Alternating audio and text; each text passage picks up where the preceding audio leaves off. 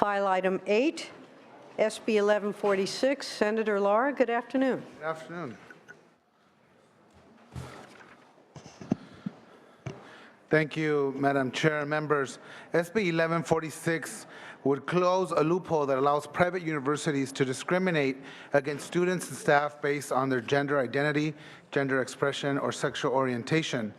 Title IX plays a critical role in protecting students and staff by prohibiting discrimination based on gender identity and gender nonconformity in education programs.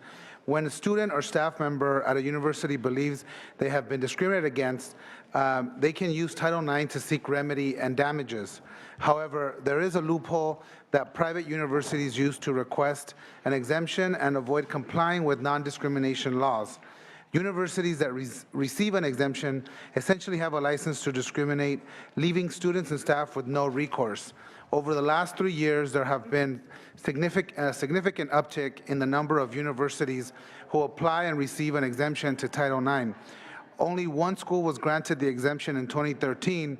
Today, there are at least 43 schools that have received the exemption nationally, 6 here in California. The university has received exemptions that receive exemptions do not have to disclose their status to students or staff. Students and staff across the country have reported finding out about the exemption only after being expelled from the school or fired from their job. Recently, a university in California, a student took a leave of absence and during his time away came out on social media.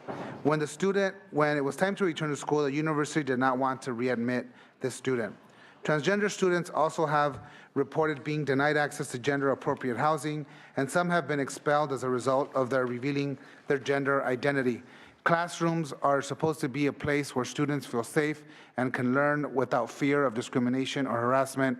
California has established strong protections for our LGBT community, and private universities should not be exempt and use their faith as an excuse to discriminate and avoid complying with state laws.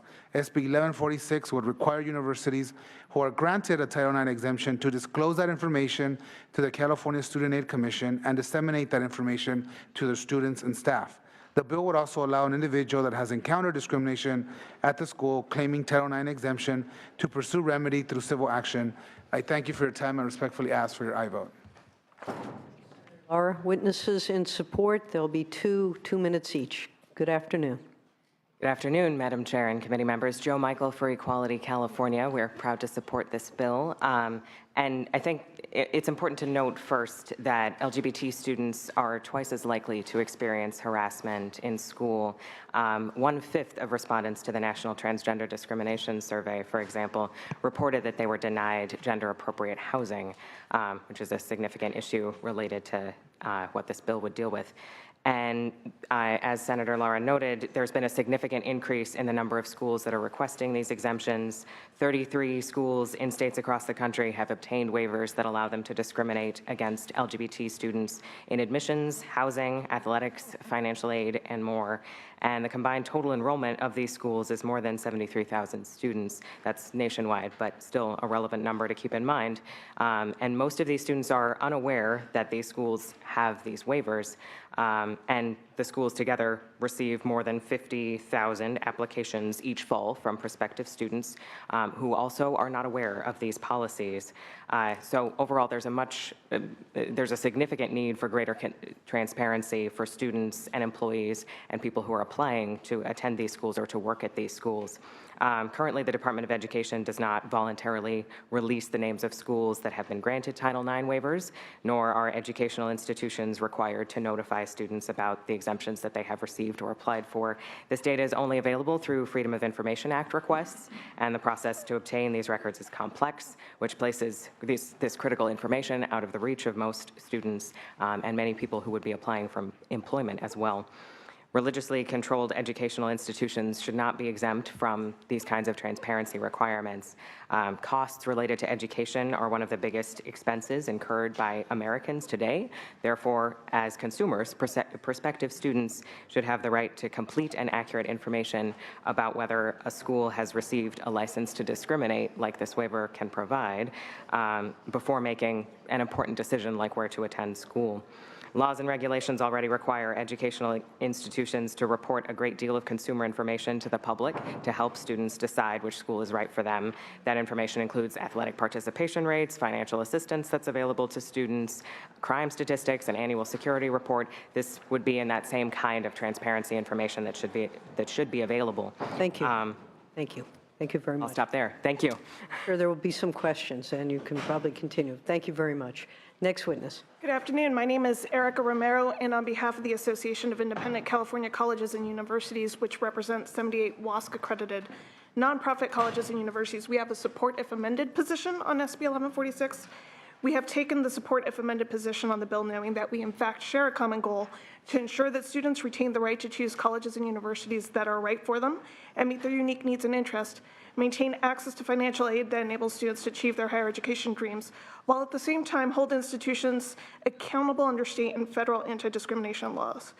AICCU believes that with amendments SB 1146 can in fact find the balance between our country's longstanding commitment to religious freedom and freedom of association while also informing and protecting students, faculty, and staff from discrimination.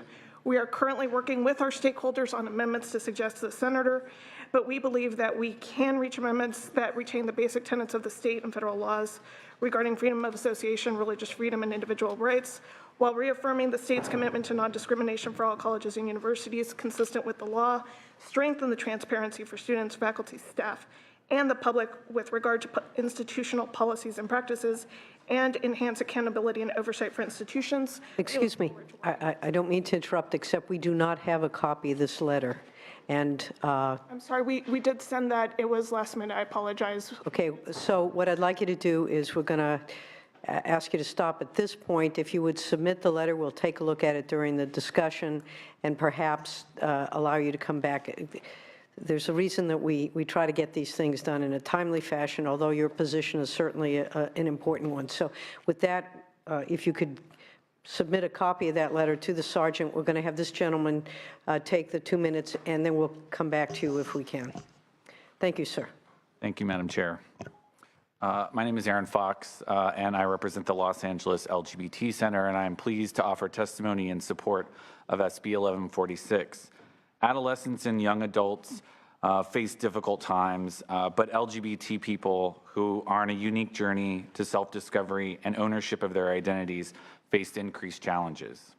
LGBT youth are 3 times more likely to have depression and other mental conditions, and LGBT youth are more likely to commit suicide. Title IX also ensures that vulnerable students have equal access to services that will keep them healthy and safe. Exempting schools from these fundamental protections serves to undo much of the progress California has made to create a safer and more affirming environment for LGBT people. Students have a right to know if their schools are requesting these exemptions. Just in the last few weeks, we have seen numerous states pass or try to pass right to discriminate laws against LGBT people. Recent Title IX guidance protects transgender and gender nonconforming students from discrimination. Since this update, we have seen the number of schools requesting exemptions skyrocket. At a time when states are taking away protections for LGBT people, California has another opportunity to say, not in our state. Discrimination is not a California value, and we respectfully ask for your aye vote to protect LGBT people. Thank you. Thank you very much. Are there other witnesses in support? If you just step up to the microphone, witnesses in support.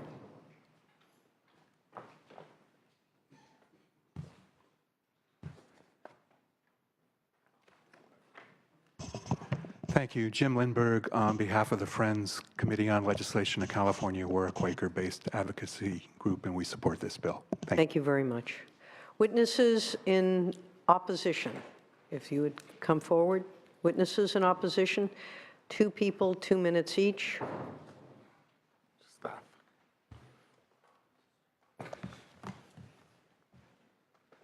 Madam Chair, members of the committee, my name is Dean Broyles. I'm a constitutional attorney and serve as President and Chief Counsel of the National Center for Law and Policy. I'm here, our organization defends religious liberty and rights of freedom of speech. and rights of conscience. I ask the committee to take note of our 6-page letter submitted last week urging you to oppose SB 1146 unless amended. Section 1 of SB 1146 coerces a waiver of religious exemptions and First Amendment rights that are very important. Out of deference to and proper accommodation of our unalienable First Amendment rights to freedom of conscience and religious freedom, Congress allows religious colleges an exemption from Title IX's prohibition of discrimination on the basis of sex. This exemption has been in place since 1972, and many schools have used it. The existing California law, in this case, provides the same broad religious exemption for the entire institution if it's a religious institution. However, Section 1 of SB 1146 proposed revision to Section 66271 significantly narrows the exemption, no longer protecting the entire institution, but only exempting specific programs of ministerial training or theological inculcation. This forces religious institutions to forfeit not only state but existing federal, statutory, and constitutional protections. Many religious colleges in California are pervasively religious. They inculcate an integration of faith and learning in all courses and all programs, not just the theological and ministerial training programs.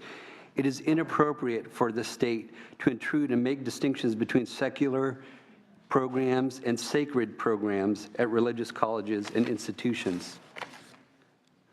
The U.S. Supreme Court has recently and repeatedly rejected the power of the government to control religious institutions in this manner. In the case of Hosanna versus Tabors, as Chief Justice Roberts acknowledged in the 9-0 opinion, which we almost never get 9-0 opinions by the U.S. Supreme Court, Roberts said, "Our opinion in Watson radiates a spirit of freedom for religious organizations and independence from secular control or manipulation. In short, the power to decide for themselves, free from state interference, matters of church government as well as those of faith and doctrine. Religious colleges in California must remain free from secular state control or manipulation and maintain the power to decide for themselves matters of faith, doctrine, and self-governance." In conclusion, Thank you, sir. Oh, thank you. You have one paragraph? One paragraph. We respectfully request that you oppose 1146 unless amended to restore institution-wide exemptions for religious colleges and universities that are pervasively religious, and strike Section 4, allowing lawsuits merely because the institution claims a lawful Title IX exemption. Thank you. Thank you very much. Other witnesses in opposition? Yes, Madam Chair, my name is Phil Hiroshima. I'm a partner in the law firm of Hiroshima Daggett, and I'm here today representing the Church State Council.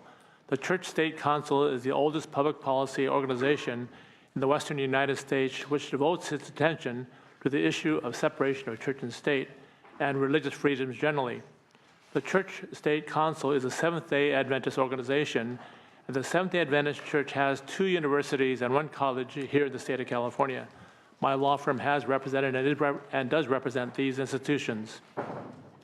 The Church State Council Director, Alan Reinick, has submitted a letter of opposition focusing on the overreach of the bill, requiring religious institutions of higher education to comply with the obligations not to discriminate on the basis of religion. This is something that religious institutions cannot and will not do. This would mean, for example, that we would not require our college president or chief executive officer of the institution not to be a Seventh-day Adventist. There is no reason for the church to operate a college or university in that situation. 2 years ago, the Supreme Court in Hosanna versus Tabor, by a 9-0 vote, which Council just alluded to, reaffirmed the lower court's decision that has been saying for many years that the state cannot interfere with the church and its ministry. The state lacks the competence to determine how a religious university transmits faith and values, and whether religion can properly be limited to the theology department.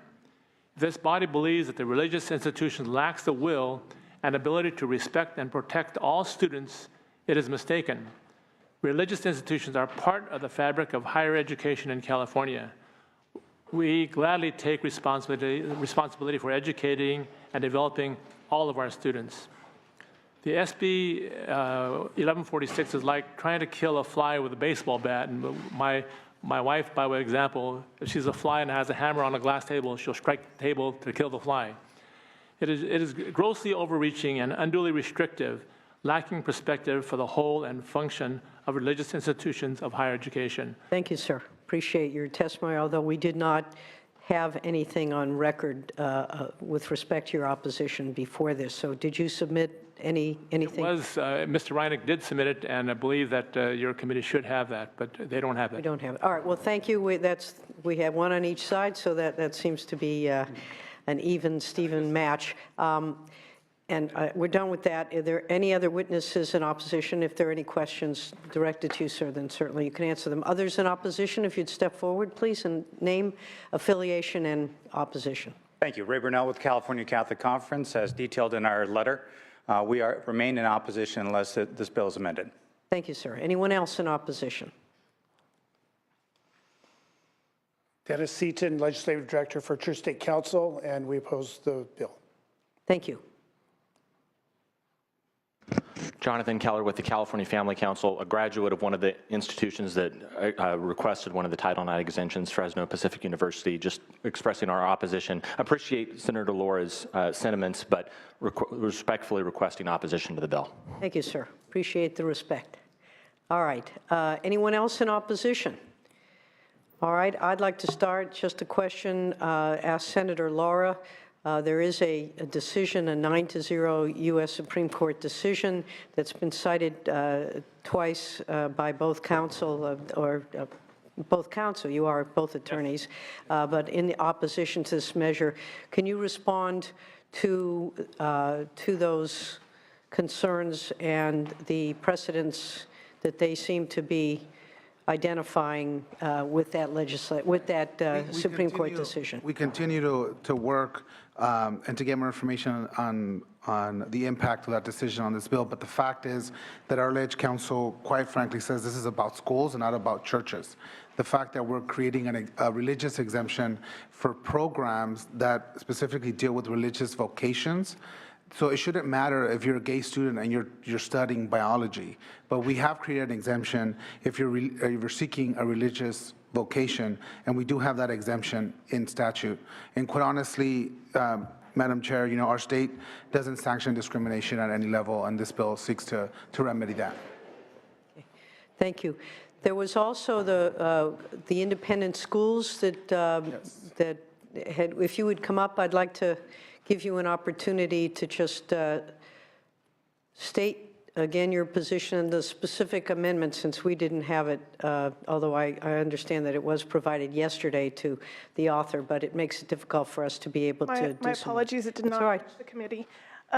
We are hopeful that we can reach amendments to address both the religious freedom aspect, but also address the transparency and making sure that students, faculty, and staff have the information that they need. And we are also trying to actually find additional information to strengthen the accountability.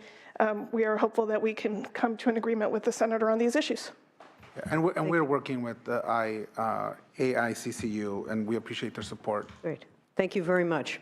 All right. Any questions? Senator Leno.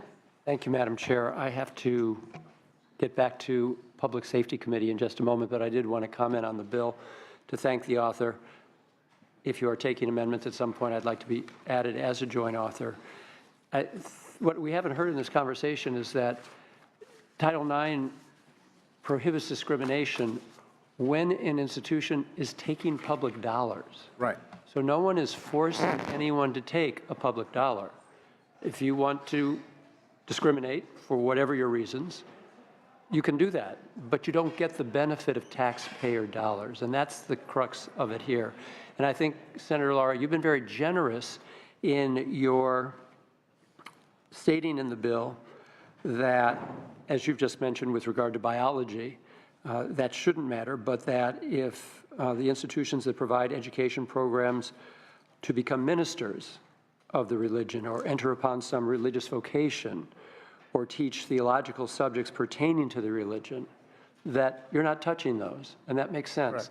When we did a religious freedom clause in one of our first marriage equality bills, we thought it made sense that we include a passage that said, no minister, rabbi, or priest, or any religious institution which does not wish to solemnize these marriages will be required to do so.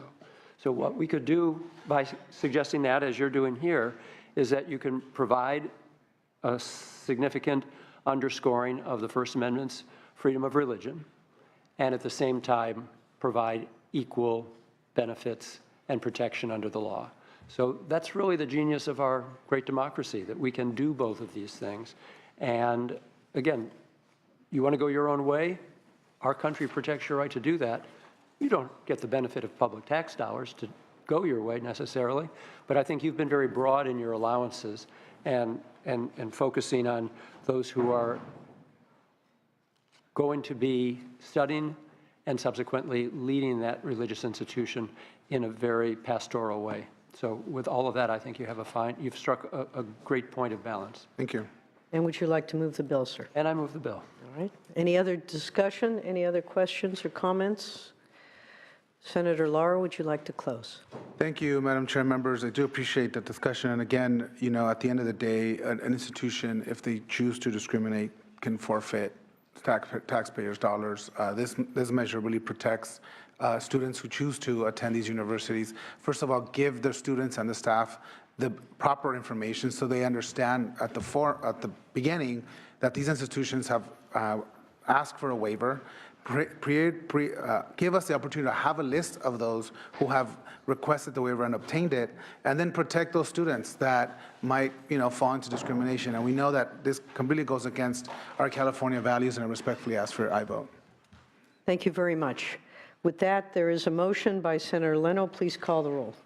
The motion is due pass to Senator Appropriations. Jackson? Aye. Jackson, aye. Morlock? Morlock, no. Anderson? Hertzberg? Hertzberg, aye. Leno? Leno, aye. Monning? Wachowski? The vote count is 3 votes to 1. We will place that matter on call. Thank you very much, and thank you, gentlemen, for being here today. Thank you. We have Senator Pan, who's been waiting patiently. We'll call up his item, which is file item 7. Oh, I'm sorry, Senator.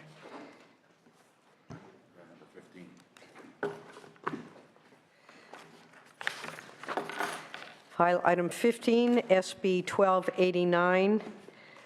Senator Lara. Thank you, Madam Chair and members. For far too long, our immigration detention system has promoted profits over people.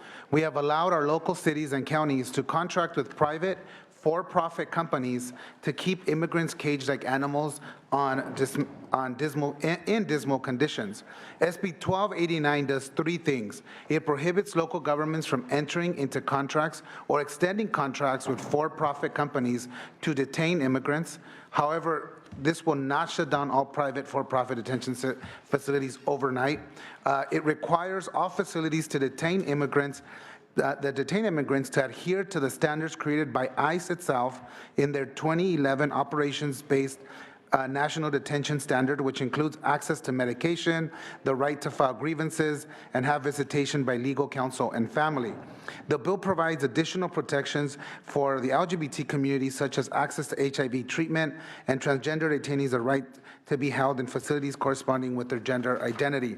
This bill also provides a private right of action in the event that the detainees' rights are violated.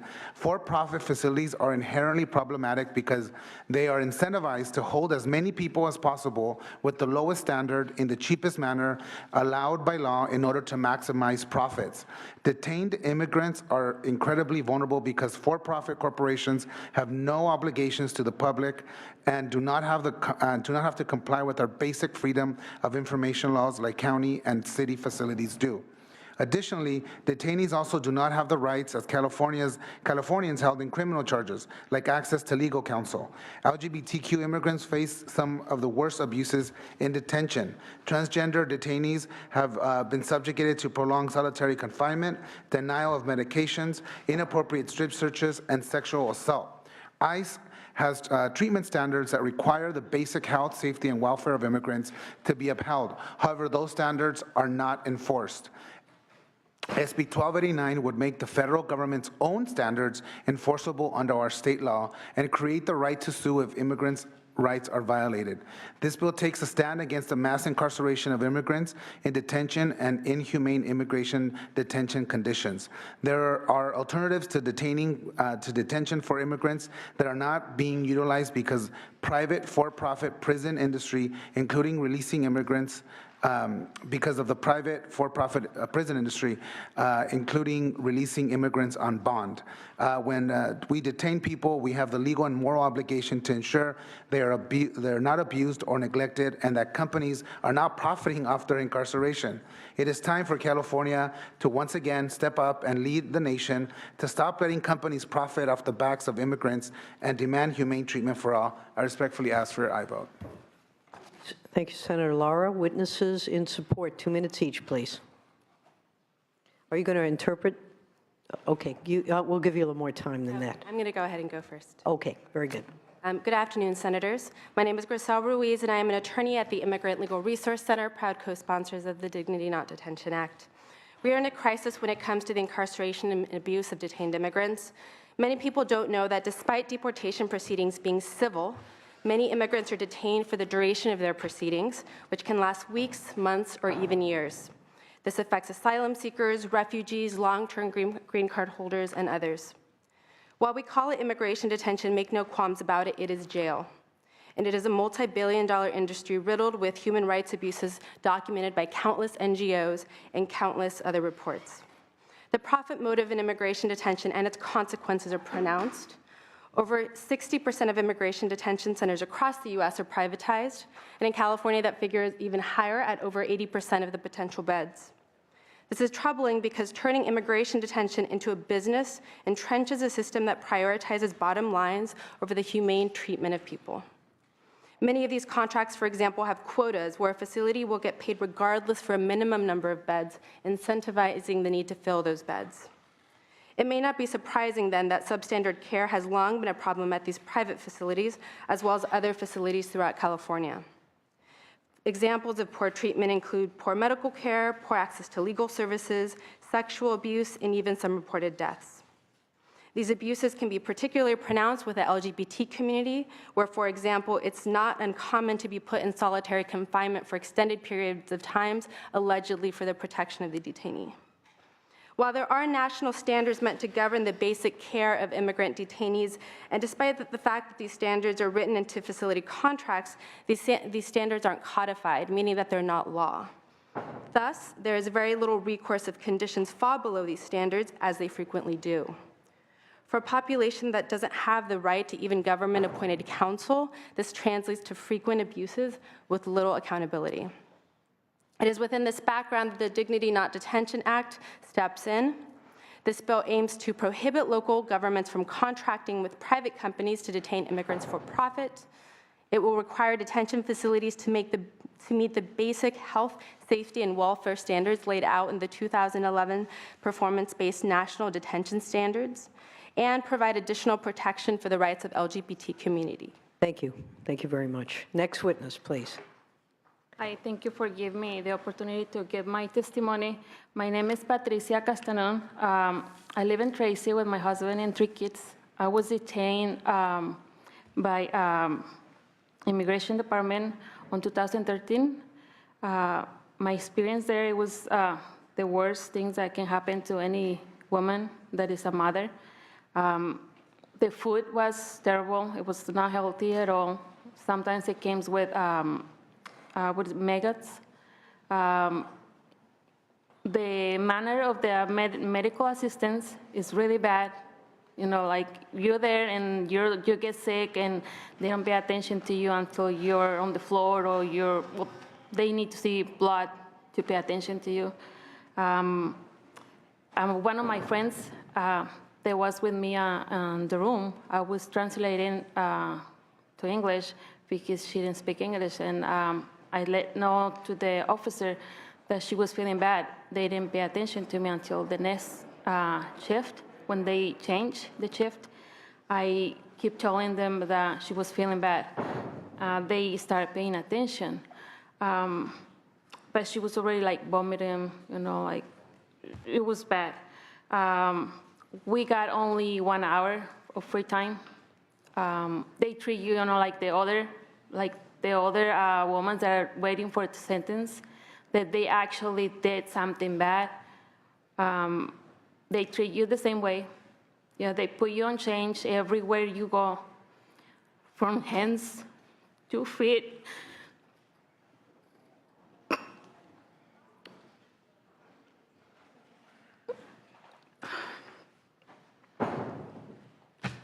I was there for 4 months. Everything that you can do there is use your free time to call your family. You have only 1 hour and a half to take a shower, to go eat something, to make a line, to get a coffee. Sometimes you can even finish doing all that when you need to go back to yourself.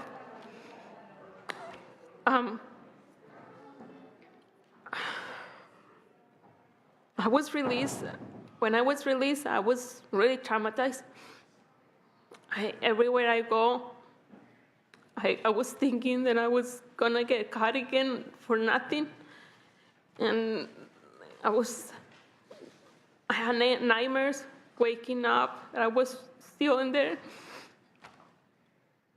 And Well, thank you for coming and sharing with us what really goes on in these thank you for facilities. letting me give this testimony, because it's really important, that they changed this law for these women and even guys.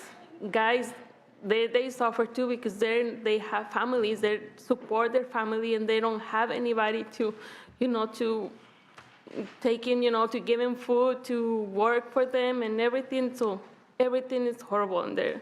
Thank you. Thank you very much. Thank you. Are there any other witnesses in support? If you'd step forward. Witnesses in support. Good afternoon. Sawait Sium on behalf of Pico, California. We're in support. Thank you. Other witnesses? Don't be shy. Hello, my name is Sandy Valenciana. I'm with California Immigrant Youth Justice Alliance, and I'm here in support representing Napa Valley Dream Team, North Bay Immigrant Youth Union, and Aspire in San Francisco. Thank you very much. Next witness, please. You can move up to.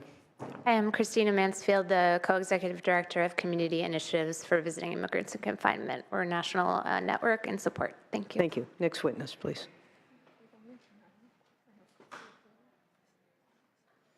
Hi, my name is Jessica Cabrera Carmona. I'm here with California Immigrant Youth Justice Alliance in support representing San Joaquin Immigrant Youth Collective and Fresno Immigrant Youth in Action in support. Thank you. Next witness, please. Thank you.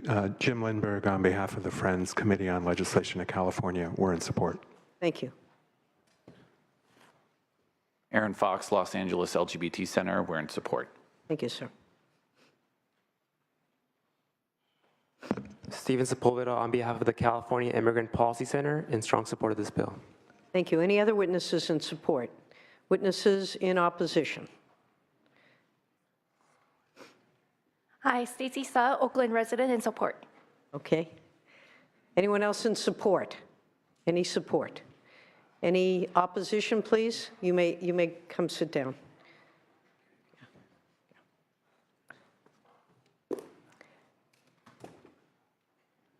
Good afternoon. Good afternoon, Madam Chair and members. Corey Salzillo here on behalf of the California State Sheriff's Association, regrettably in opposition. We're focused on the impacts of this bill on public facilities that are engaged in participating with federal authorities on detention of immigrants. Public facilities comply with federal guidelines as well as state standards for correctional institutions. Agencies that contract with the federal government have no incentive not to follow the guidelines and rules are in place lest they lose the ability to assist their federal partners. Given that this bill deals with matters of immigration, I think there's a better than decent chance the bill gets preempted, just given the fact that we're attempting to regulate immigration enforcement matters. Excuse me, the bill's rights of action expose local governments to liability despite the fact that there's existing federal oversight of the facilities through the 2011 and updated in 2013 standards. By eliminating one option for civil immigration detention, we're necessarily creating the potential for more burden on public facilities. Again, this is an argument about the public facilities impact, that if if the for-profit centers are closed or not allowed to renew contracts, there will be some pressure, we suspect, on the local facilities. And I think the proponents argue that if we don't want to incur liability or be burdened with additional detainee population, then we don't have to work with the federal government. But we think that it's appropriate to do so, to participate with our federal partners, and we're opposed because this bill discourages that participation. Any other witnesses in opposition? Well, I appreciate the position you're taking. However, what's going on in these facilities is just inhumane. It just, there's really no excuse for it. And I think that's what the senator's trying to address here. Immigration policy is sadly outside our purview. Congress hasn't acted. The situation is deplorable. It's totally contrary to all the principles, I think, that are those of our country. I understand that there aren't enough facilities to do this, but I can't believe that you also don't agree that what goes on inside these facilities is, if not criminal, certainly not appropriate. Is that a fair statement?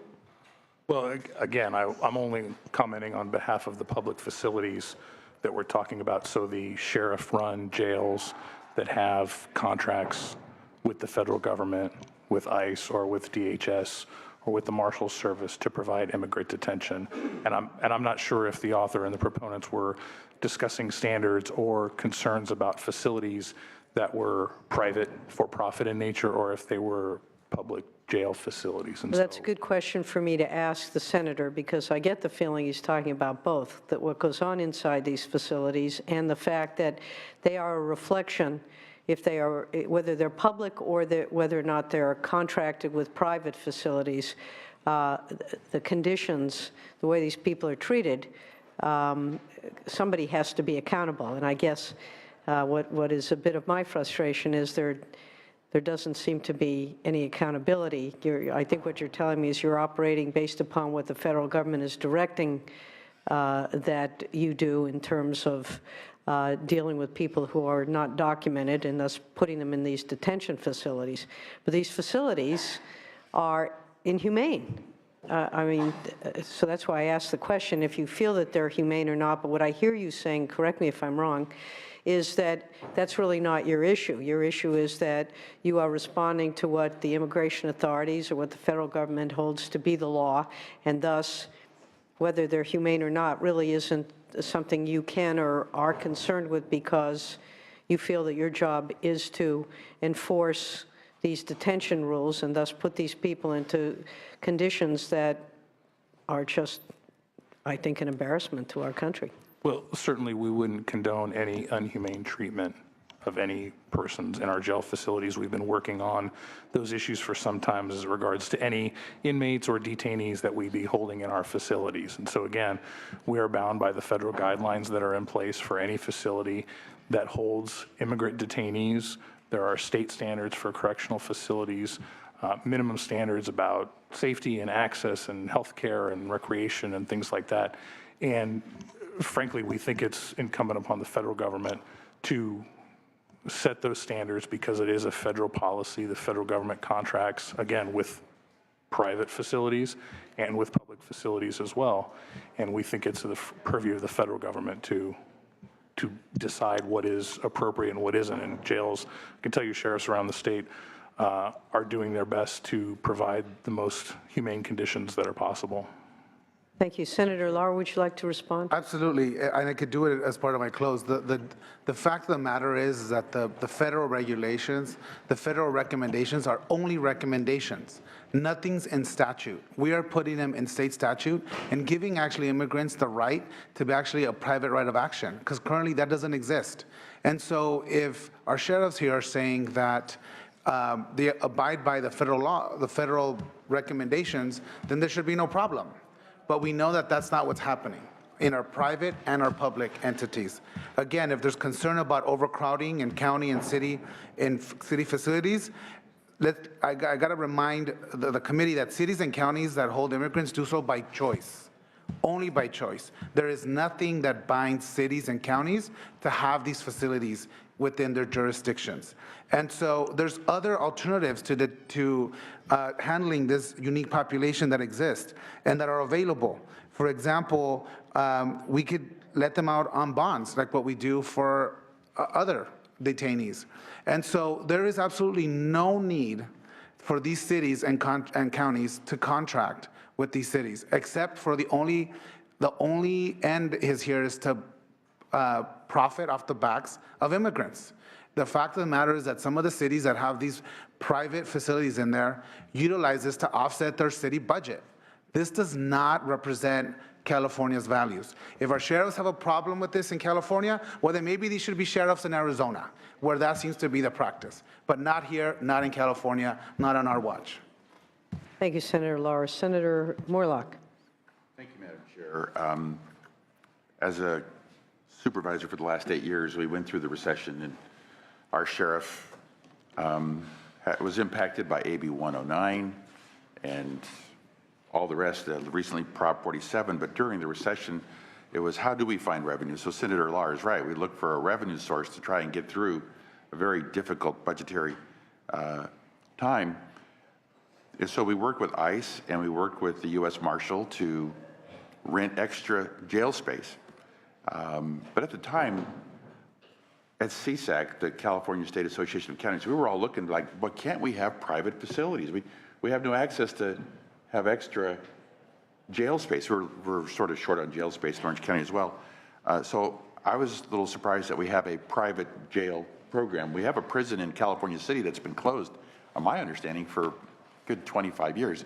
So we were having trouble in Orange County because we were told, boy, that Adelanto is going to be, they're outbidding us. So now you're telling me Adelanto was a private facility and not an existing jail, and so completely private facility. So, is this the only one, or are there more? Because you keep referring to cities, and There's 4 private institutions in California that house approximately 83% of all immigrant detainees and asylum seekers. And it's a revenue source for these jurisdictions. Okay, so this is sort of new to me because that wasn't the case. We were only using our own facilities, which are, I don't want to say they're top cabin, but good facilities. Senator Morlock, and just to be clear, the public facilities will continue to exist. Right. What's going to change for the public facilities is now we're going to have the federal standards by ICE be codified in statute so that folks will now, as opposed to just have them as recommendations, these are going to be there's going to be codified in law and give immigrants an opportunity to seek some sort of remediation if the rights are violated. And we're talking about access to a telephone, access to legal counsel, access to see their families, which is currently not happening in a lot of these facilities. Well, Mr. Salcillo, are you familiar with the Adelanto facility? Familiar that it exists and that it's one of 4 private. Okay, and is that run by the city of Adelanto, or is that run by the county of San Bernardino? I think it's the city of Adelanto. Okay, so it's not a sheriff's facility then? No, it's a contract though with a private company. Right, but you represent the Sheriff's Association. It's run by a private company. Right, I know that, but it's being, I guess the client is the city of Adelanto police chief, not the sheriff of San. Correct, that's my understanding. It's a city contract, not a sheriff, not a county. Okay, so because I was going to say if it was a sheriff's, you'd have maybe some quality control standards that you could comment on, but that answers my question. Okay, thank you, Madam Chair. Thank you. Seeing no other questions, Senator Lara will assume that you made that impassioned close unless there's anything else you want to add. I respectfully ask for your aye vote, Madam Chair member. Thank you very much. I think I have to add my 2 cents worth here. I think the fact that we have these facilities, that they are for profit, that they bring profit to the communities at the expense of people's dignity and humanity for reasons that really are less than impressive and persuasive is a great concern. And I think that if this legislation does pass, there'll be a cost-benefit analysis done, especially if these people are given a private right of action for the indignities. If this, there's no reason to believe this woman was telling anything other than the truth about her treatment. I've heard about treatments like this at some of these prisons, and it's inexcusable. It really is just shocks the conscience, I think, of all of us. The fact that these people, their so-called crime is that they're here unlawfully, that they aren't documented, and yet they're treated as though they are serious criminals. I don't think people in our prisons, I certainly hope, don't get treated this way. There's no excuse for these people being treated like this. And if we're now going to look at this as a profit center, this will, I think, force us to review that. If we can't do things because of our sense of basic human decency, and if money is going to be the motivator, then this, I think, is going to address that motivation and perhaps have us reevaluate how we're treating these people and the ways that we can better address the issues, the serious issues we have about immigration in this state and country. But to treat people like this, I find shocking to the conscience. So with that, do we have a motion? So moved. Moved by Senator Wojciechowski. Madam Secretary, please call the roll. The motion is due pass to Senate Appropriations. Jackson? Aye. Jackson, aye. Morlock? Morlock, no. Anderson? Hertzberg? Leno? Monning? Wojciechowski? Aye. Wojciechowski, aye.